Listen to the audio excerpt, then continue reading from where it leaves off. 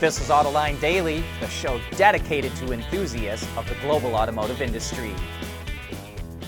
The more this UAW contract voting keeps going on, the more that union members seem to be opposed to it, at least at General Motors.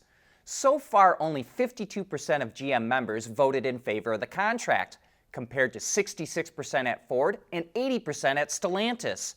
5 GM locals have rejected the contract, and 19 have yet to vote. At Ford, 2 locals rejected the contract, and 9 have yet to vote.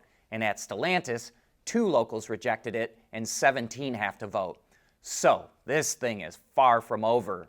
Labor expert Merrick Masters at Wayne State University says that if GM workers reject the contract, the UAW will face serious questions. It will have to decide if it sends workers back on strike. It will face a problem of maintaining a pattern agreement with all 3 Detroit automakers, and it's going to have to figure out a way to convince its members that it actually got the best contract possible. We think UAW President Shawn Fain probably raised expectations too high when he started out demanding a 46% raise, a return to full pensions, and a 32-hour work week. The bad news continues for General Motors' autonomous unit Cruise. A few weeks back, the company halted all of its driverless operations in the U.S., and now it's even suspending rides with drivers inside while it expands a safety review of the company. Cruise announced it's hiring a permanent safety officer and a third-party expert to do a full study of its safety operations and culture. Cruise previously hired a third-party consulting firm to investigate the root cause of an incident in October in which one of its autonomous vehicles dragged a pedestrian after they were hit by a different vehicle. That accident is also being investigated by NHTSA. We think GM CEO Mary Barra is apprehensive about any kind of safety issue because of the lessons it learned from the ignition switch fiasco, which cost GM billions of dollars. So maybe she's just being super careful. But while GM is pulling back on its AV operations, China is going flat out. WeRide is testing a fleet of robotaxis in Inner Mongolia. Yeah, Inner Mongolia, not the place you'd expect. And Xpeng announced that it's acquiring all of ride-hailing company Didi's intelligent vehicle assets, which includes AV technology, as well as EV technology and Didi's ride-hailing platform. But here's some good news for General Motors. In fact, some very good news. Reuters reports that GM bought TEI, or Tooling and Equipment International, which played a critical role in helping Tesla develop its gigacastings. GM is using TEI, which is based in Livonia, Michigan, to make large castings for the Cadillac Celestiq. TEI developed a way to use 3D printing to make sand molds to make the castings. So the tooling is literally dirt cheap, and it can easily be modified. Reuters says GM may have bought TEI for only $80 million, and the deal indicates that gigacastings will play a big role in GM's future EVs. At Teijin Automotive Technologies, we combine world-class composite materials expertise with cutting-edge designs because, frankly, there are better ways to lightweight vehicles. So lighten up with Teijin Automotive Technologies, the formula for better mobility. Renault has some pretty lofty targets for its new EV division, Ampere. It officially carved out Ampere from the rest of the company 2 weeks ago and gave it its own diamond-shaped logo. Ampere will use 2 EV platforms to launch 7 models in the B and C segments by 2031. By 2025, it expects to reach the break-even point with its operating margin and sell roughly 300,000 EVs. 2027 or 2028 is when it expects to reach cost parity with ICE vehicles. And by 2031, it hopes to sell about 1 million EVs a year and control 10% of the European market. One of its first all-new vehicles will be the Renault 5, which will offer up to 400 kilometers or nearly 250 miles of range and a starting price around 25,000 euros. The 5 will be followed by the Renault 4 in 2025, and then by an all-new model called the quote-unquote Legend, which is a compact car that will have a starting price under 20,000 euro. Ampere will also make models for Renault's other brands, Alpine, which has at least 2 vehicles in the pipeline, and Dacia. And alliance partners Nissan and Mitsubishi will get models as well. It confirmed that it will make the Micra for Nissan, but did not say what the model for Mitsu will be. When the time comes for Ampere to launch the second generation of its new EVs, it expects even more gains.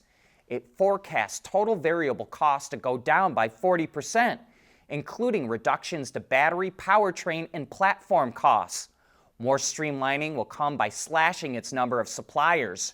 Around 40% of its suppliers won't be used in the future, but it will give the ones it does use more opportunity to invest in and develop alongside the company.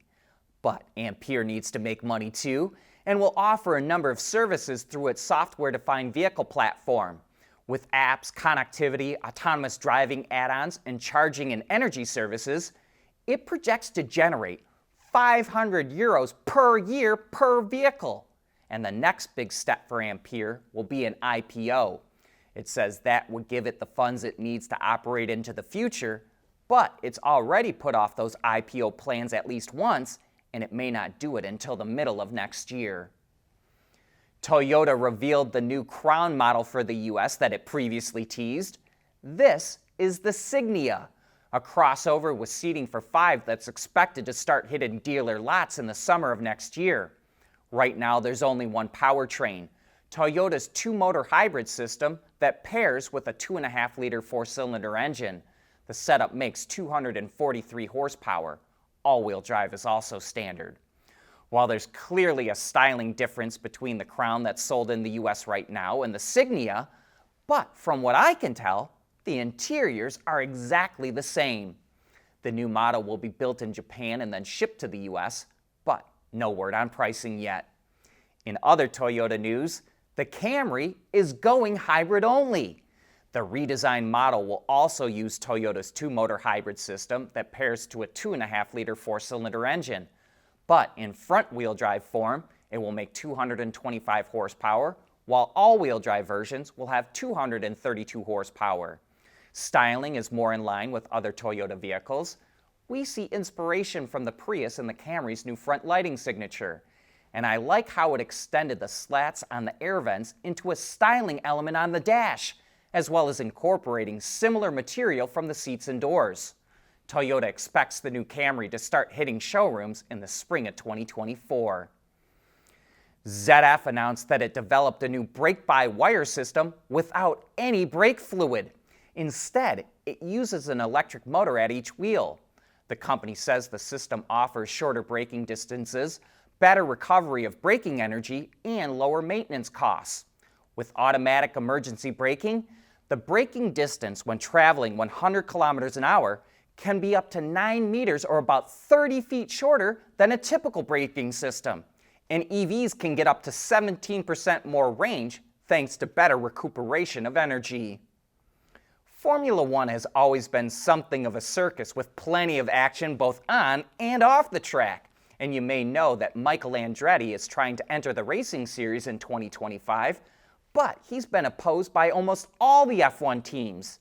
There are only 10 teams currently in Formula One, and they're afraid that another team would only slice up the prize money even more thinly. The FIA, or Federation of International Motorsports, already endorsed Andretti's application, but the team owners are still opposed. Andretti is backed by General Motors for a team that would be branded Andretti-Cadillac.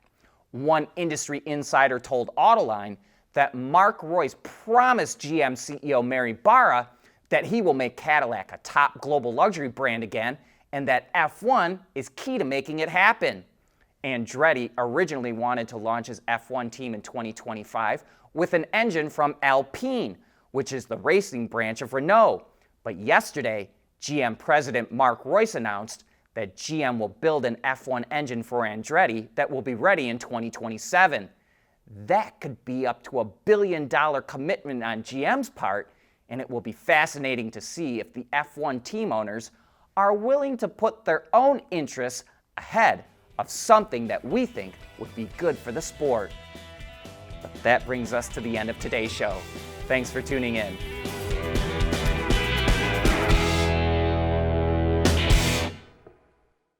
Autoline Daily is brought to you by Bridgestone, solutions for your journey. Intrepid Control Systems, over-the-air engineering, boost your game. Borg Warner, propulsion solutions that support a clean, energy-efficient world. Schaeffler, we pioneer motion. And by Teijin Automotive Technologies, the formula for better mobility. We want to know what drives your testing. OTA, connected car, diagnostics, remote testing. Intrepid Control Systems is here to help you work from anywhere. Intrepid Control Systems, driven by your data. At Schaeffler, we pioneer motion. Electrifying mobility. Manufacturing smarter. Reducing CO2 emissions, making energy production clean. Schaeffler pioneers motion to advance how the world moves.